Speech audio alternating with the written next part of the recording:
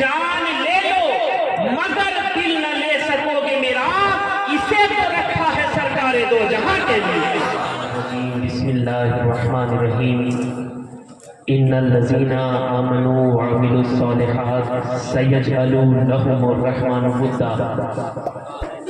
صدق اللہ العظیم وصدق رسولہ النبی الامین المتین الکریم، ونحن علی ذلک لمن الشاہدین والشاکرین والحمد للہ رب العالمین۔ حضرات محترم، آپ کافی دیر سے علماء کرام سے تقریر سماعت کر رہے تھے اور ثنا خوان مصطفیٰ سے نعت و مناقب کے اشعار سن رہے تھے۔ اب کافی وقت ہو چلا ہے، میں زیادہ دیر نہیں، بس 5 سے 10 منٹ کچھ باتیں گوش گزار کر کے آپ کے درمیان سے رخصت ہو جاؤں گا۔ آئیے عقیدت و محبت کے ساتھ ایک مرتبہ حضور صلی اللہ تعالیٰ علیہ وسلم کی بارگاہ میں جی لگا کر درود پاک کا نذرانہ پیش کرنے پڑیے۔ اللہم صلی علی سیدنا شفیعنا حبیبنا مولانا محمد مبارک وسلم، صلو علیہ الصلاۃ والسلام دائما علیک یا رسول اللہ صلی اللہ تعالیٰ علیہ وسلم۔ میں اچھی طرح سے جانتا ہوں کہ آپ بڑی محبت کے ساتھ عقیدت کے ساتھ سنا کرتے ہیں، لیکن ابھی کافی وقت ہو چکا ہے، اس لیے میں آپ کو زحمت بھی نہیں دوں گا کہ آپ سبحان اللہ کہیے، ماشاء اللہ کہیے، لیکن جہاں پر آپ کا دل چاہے آپ دے بھی سکتے ہیں۔ میں آغاز خطابت اپنے والد بزرگوار حضور شہباز خطابت کے ان اشعار کے ساتھ کرنا چاہتا ہوں۔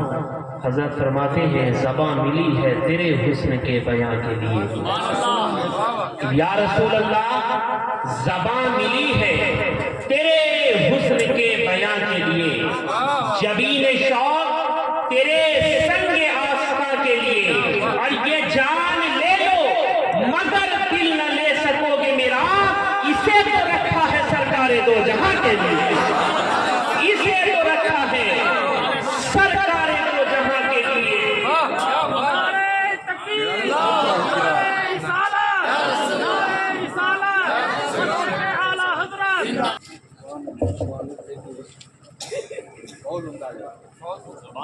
آپ جانتے ہیں کہ آج آپ چہلم کی تقریب میں حاضری کی سعادتیں برکتیں حاصل کر رہے ہیں۔ میں یہ سوچتا تھا کہ آج جا رہا ہوں تو کہاں جا رہا ہوں، لیکن جیسا کہ مولانا طفیل احمد مصباحی صاحب نے مجھے بتایا اور خورشید فیضی صاحب نے بتایا کہ آج ہم صرف ایک عالم کے چہلم میں نہیں آئے، ایک صوفی باصفا کے بھی چہلم میں آئے، اور ایک سقی و غنی کے بھی چہلم میں حاضری کی سعادتیں حاصل کر لیتے ہیں۔ اور لوگ تو کہتے ہیں کہ عالم لیتے ہیں دیتے نہیں، لیکن آج اس کے چہلم میں آئے ہیں جو کبھی لیتا نہیں تھا پھر دیتا ہوا نظر آتا تھا، کبھی غریبوں کو دیتا ہوا نظر آتا، کبھی یتیموں کو دیتا ہوا نظر آتا، کبھی بے سہاروں کو سہارا دیتا ہوا نظر آتا، کبھی مفلسوں کو نوازتا ہوا نظر آتا۔ یہ تو ایسا سخی تھا جو دیتا تھا لیکن زمانے کو بتاتا نہیں تھا،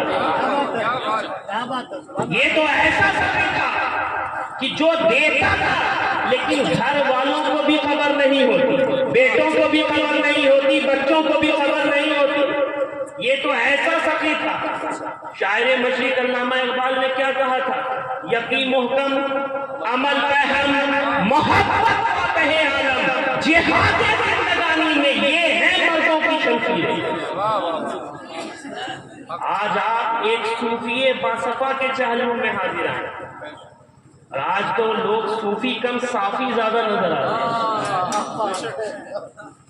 صوفی تو کوئی کوئی ہوتا ہے، ہم مخدوم شہباز محمد کے ملفوظات میں ملتا ہے، آپ نے فرمایا صوفی وہ ہے جو ظاہر و باطن جس کا آئینے کی مثال ہو، جس طرح اس کا ظاہر ہو اسی طرح اس کا باطن بھی ہو، وہی صوفی ہے۔ اور صوفی وہ ہوتا ہے جو کان میں نہیں بولتا ہے، جو میدان میں بولتا ہے۔ صوفی وہ ہوتا ہے پیارے، اور تاریخ میں ملتا ہے، علماء بیان کرتے ہیں صوفی صوفیاء کرام کا طریقہ کیا ہوتا ہے، میں آپ کو ایک مثال کے ذریعے سمجھانا چاہتا ہوں۔ آپ سلسلہ قادریہ کے شجرے میں یہ دیکھتے ہوں گے، ایک نام آتا ہوگا جنید بغدادی کا اور حضرت سری سقطی کا۔ جنید بغدادی کے پیر و مرشد ہیں حضرت سری سقطی۔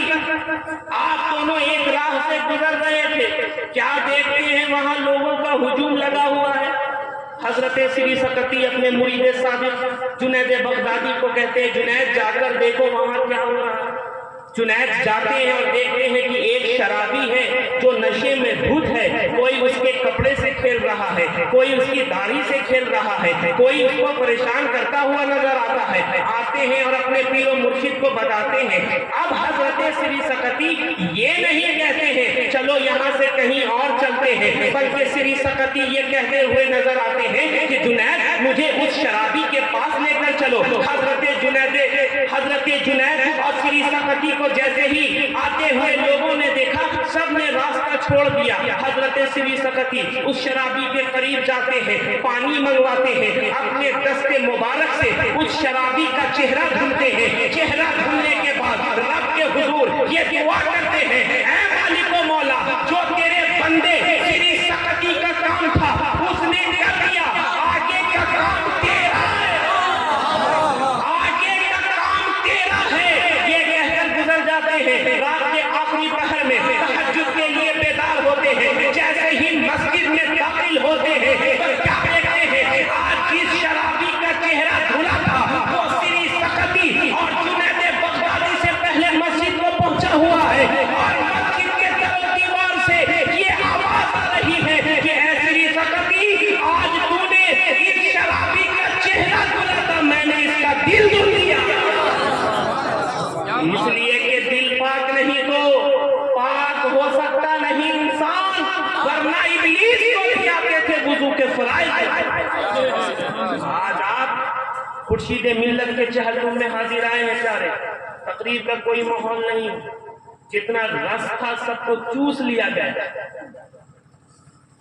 لیکن میں یہ کہنا چاہتا ہوں، جو بھی کام کیجیے حضرت کی زندگی کو دیکھیں، خورشید ملت کی زندگی کا جائزہ لیجیے۔ انہوں نے جو بھی کام کیا وہ رب کی رضامندی کے لیے کیا، رب کو پانے کے لیے کیا، رب کو منانے کے لیے کیا، اور جو کام رب کو پانے کے لیے، رب کو منانے کے لیے کیا جاتا ہے وہ ہر جا کامیاب ہوتا ہے۔ اور جو انسان رب کو پانے اور رب کو منانے میں کامیاب ہو جاتا ہے وہ یہاں بھی کامیاب رہتا ہے اور وہاں بھی کامیاب رہتا ہے۔ آپ اکثر علماء سے سنتے آئے ہیں، حضرت رابعہ بصریہ کو اس حالت میں پایا گیا کہ آپ کے ایک ہاتھ میں آگ کی مشال ہے، دوسرے میں پانی کا مشکیزہ ہے۔ کسی نے پوچھا اماں کہاں جا رہی ہیں؟ حضرت رابعہ بصریہ نے برجستہ جواب دیا کہ میں جنت کو آگ لگانے جا رہی ہوں اور دوزخ کو بجھانے جا رہی ہوں۔ وہ کیوں؟ تو جواب آیا اس لیے کہ کوئی رب کی عبادت نہ ہی جنت کے لالچ میں کرے نہ ہی دوزخ کے خوف سے کرے، جب بھی رب کی عبادت کرے تو رب کو پانے کے لیے کرے، رب کو منانے کے لیے۔ جب انسان رب کو پانے میں، رب کو منانے میں کامیاب ہوتا ہے تو یہی تاریخ میں آتا ہے، یہی حضرت رابعہ بصریہ کی بکریاں شیروں کے ساتھ گھوما کرتی، شیروں کے ساتھ گھوما کرتی۔ کسی نے پوچھا اماں آپ کی بکریوں نے شیروں کے ساتھ کب سے دوستی کر لی؟ تو حضرت رابعہ بصریہ نے جواب دیا جس دن سے رابعہ نے اپنے رب کے ساتھ دوستی کر لی ہے، رابعہ کی بکریوں نے شیروں کے ساتھ دوستی کر لی۔ میں آج یہی آپ سے گزارش کروں گا کہ آپ اپنا رشتہ اپنے رب سے مضبوط کر لیں، رب سے مضبوط کر لیں۔ خدا کی عزت کی قسم، یہ جو اولیاء اللہ ہوتے ہیں، محسنین ہوتے ہیں، موقنین ہوتے ہیں، محبین ہوتے ہیں، یہ اپنا رشتہ سب سے پہلے رب سے مضبوط کر لیتے ہیں، رب سے مضبوط کر لیتے ہیں۔ اور آج میں نے جس آیت کریمہ کی تلاوت کو شرف حاصل کیا، اللہ تبارک و تعالیٰ ارشاد فرماتا ہے کہ جو ایمان لائے اور عمل صالح کیے تو میں ان کی محبت لوگوں کے دلوں میں پیدا کروں۔ آپ دیکھیں تاریخ میں یہ بھی آتا ہے کہ ایک مرتبہ بادشاہ ہارون رشید نے اپنے خزانے کا منہ کھول دیا اور آج کل منہ کھولنا تو بڑی پریشانی کی بات ہے. اور آج کل تو میں گزارش کروں گا کہیں بھی منہ کھولیے تو سوچ سمجھ کر کھولیے. تو بادشاہ نے یہ اعلان کر دیا جو آئے گا جس چیز پر ہاتھ رکھے گا وہ چیز اس کی ہو جائے گی. لوگ آ رہے ہیں المختصر ایک دوسرے کا چہرہ مت چکیے, میں اپنی بات کو مکمل کر رہا ہوں کہ جو آ رہے ہیں, کوئی آ رہے ہیں سونے پر ہاتھ رکھ رہے ہیں, کوئی ہیرے پر ہاتھ رکھ رہے ہیں. اتنے ہی میں بادشاہ ہارون رشید کی باندھی آتی ہے اور اپنا ہاتھ بادشاہ کے اوپر رکھ دیتی ہے. بادشاہ غصے میں کہتا ہے ارے بے وقوف کمزر نہ سمجھ, یہ تو کیا کر رہی ہے؟ لوگ آ رہے ہیں ہیرے جواہرات پر ہاتھ رکھ رہے ہیں اور ہیرے جواہرات لے کر جا رہے ہیں, اور ایک تو ہے کہ تو نے میرے سر کے اوپر ہاتھ رکھ دیا. تو وہ باندھی ادب سے عرض کرتی حضور بے وقوف میں نہیں, بے وقوف یہ لوگ ہیں جو آ رہے ہیں ہیرے جواہرات پر ہاتھ رکھ رہے ہیں. میں نے تو اس کے اوپر ہاتھ رکھ دیا ہے جو سونے کا بھی مالک ہے, جو چاندی کا بھی مالک ہے, جو تخت کا بھی مالک ہے, جو سلطنت کا بھی مالک ہے. تو بلا تشبیہ و تمثیل یہ جو اولیاء اللہ ہوتے ہیں, ابرار ہوتے ہیں, محسنین ہوتے ہیں, مؤمنین ہوتے ہیں, یہ اچھی طرح سے جانتے ہیں کہ اگر میں نے رب کو پا لیا تو رب کی ساری خدائی میری ہے. اس لیے آپ کوشش کیجئے کہ آپ سے آپ کا رب راضی ہو جائے. اللہ تبارک و تعالیٰ کی بارگاہ میں دعا ہے کہ اللہ حضرت خورشید ملت کے قبر پر رحمت و نور کی بارش برسائے, ان کے قبر پہ رحمت و نور کی بارش برسائے اور انہیں جنت الفردوس میں اعلیٰ سے اعلیٰ مقام عطا فرمائے اور ان کے اہل خانہ کو سب جمیل عطا فرمائے اور ہم تمام لوگوں کو شریعت پر عمل کرنے کی توفیق عطا فرمائے. میں بس اس شعر کے ساتھ اپنی گفتگو کو ختم کرنا چاہتا ہوں کہ کھلا ہے دفتر عصیاں, غضب پر حق تعالی ہے, خدا اور امتی کے درمیان ایک کملی والا ہے. ہمارے نامۂ اعمال کا ہر گوشہ کالا ہے مگر اتنا بھروسہ ہے شفاعت کرنے والا ہے. برہنہ سر ہے, آنکھیں نم ہے اور قلبوں میں چھالا ہے مگر صورت بتاتی ہے کوئی اللہ والا ہے. اور حدیث مصطفیٰ میں لفظ اخروج اس کے شاہد ہے. منافق کو نبی نے اپنی مسجد سے نکالا ہے اور نوالے توڑنے جائیں گے ہم کیوں غیر کے در پر, تیرے ہی در کے کتے ہیں تیرے ٹکڑوں نے پالا ہے. اور زیا کی مغفرت مشکل تھی لیکن ان کی رحمت نے کہا جانے دو مجرم ہے مگر ایمان والا ہے. وآخر دعوانا الحمدللہ.